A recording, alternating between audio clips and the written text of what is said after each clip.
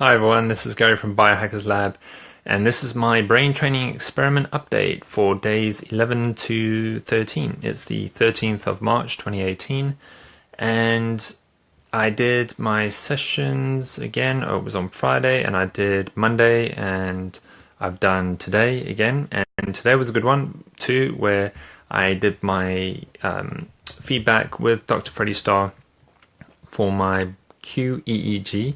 So that's my second brain scan that I did, that I've done, and that was done yesterday with Sean, my brain tuner. So this is my first follow-up to my first brain scan, and the result was that my brain has improved.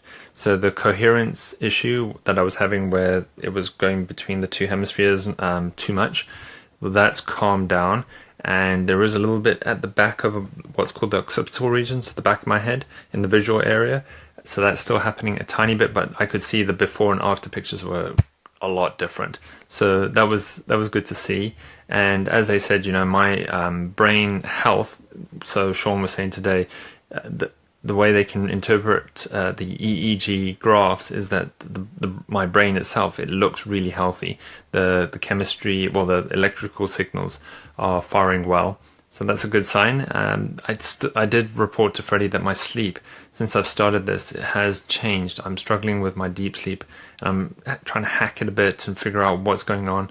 So with that, I've gone to bed later, and I've noticed that has helped. Where if I go to bed a little bit too early, say like 9 o'clock, then I just don't get the same level of deep sleep. So I'm still trying to get to the bottom of that.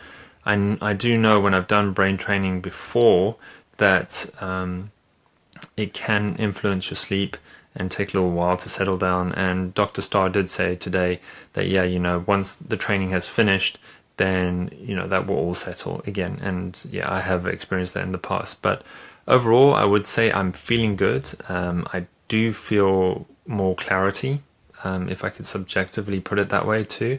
So speech-wise, vision-wise, work-wise, I'm doing well.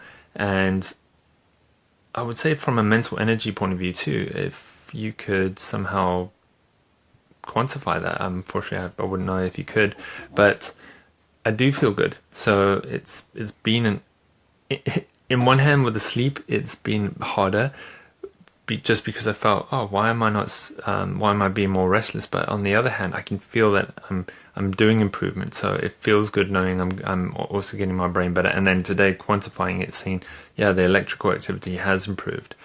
So overall, going well. It was hard on Monday though. I did this tunnel video, and if you do this neurofeedback with Dr. Starr too, the tunnel one is hard.